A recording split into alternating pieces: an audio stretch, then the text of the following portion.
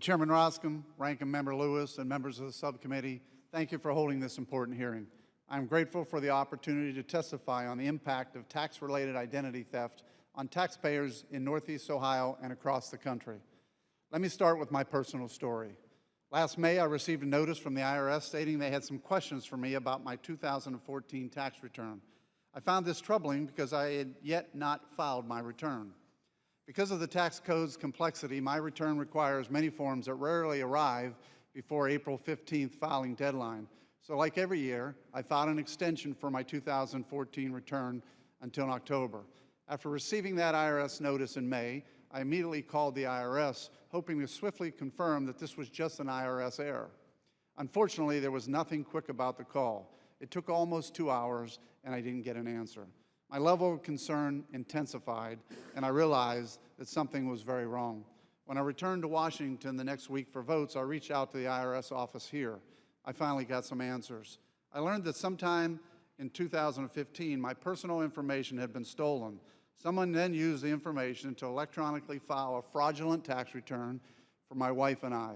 That fraudulent return, which included a fake W-2 from the U.S. House of Representatives, claimed a significant refund. And the return instructed that those proceeds go to a bank account outside the United States. Thankfully, there were various red flags associated with this fraudulent return, which the IRS caught before sending payment. As a taxpayer and tax preparer for almost 30 years, it's apparent to me that identity theft is real. The ability to file for a refund electronically and receive a refund quickly via bank transfer can also cause significant issues related to identity theft. Let me be clear. I don't want to return to paper returns and checks, but the ease of electronic filing and payments have exacerbated the problem. I know now more than ever we need additional safeguards to protect taxpayers.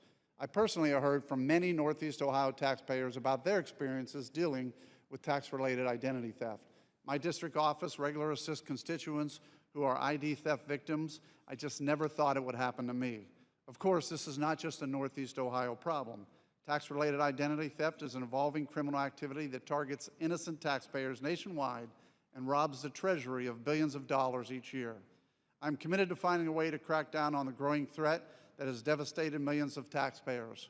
So last fall, with Ranking Member Lewis, I introduced bipartisan legislation entitled the Stolen Identity Refund Fraud Prevention Act of 2015. This legislation is an important first step towards shielding taxpayer dollars from thieves and reducing the hardship caused by this criminal activity. I was pleased that two core components from this legislation were included in the PATH Act that passed last December.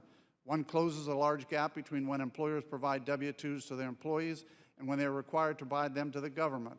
While W-2 and non-employee compensation statements are due to employees by the end of January, before the PATH Act, the deadline for filing them electronically with the government was not until the end of March. Last filing season, the IRS received over 90 million returns during that 2-month window where the IRS was unable to verify key information before issuing refunds. Starting next filing season, the due date for filing W-2 information returns and non-employee compensation reforms to the government will also be the end of January.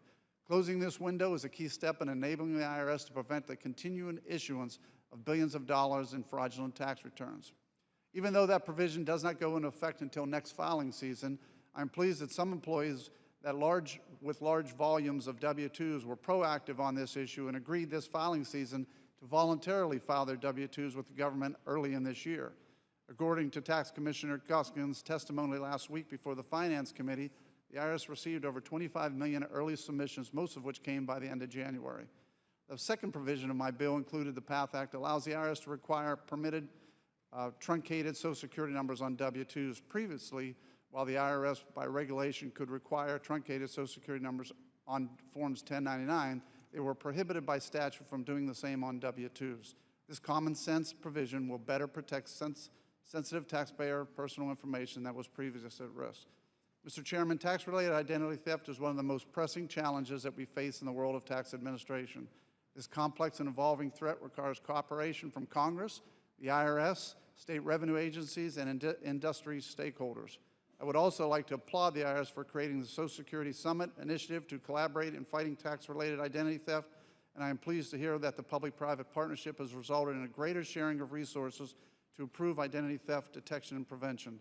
I look forward to continuing to work with all stakeholders to curb the growing threat. Thank you for the opportunity to testify. I look forward to working with my colleagues on this committee to mark up the remaining provisions of the Stolen Identity Refund Fraud Prevention Act of 2015. Mr. Renacci.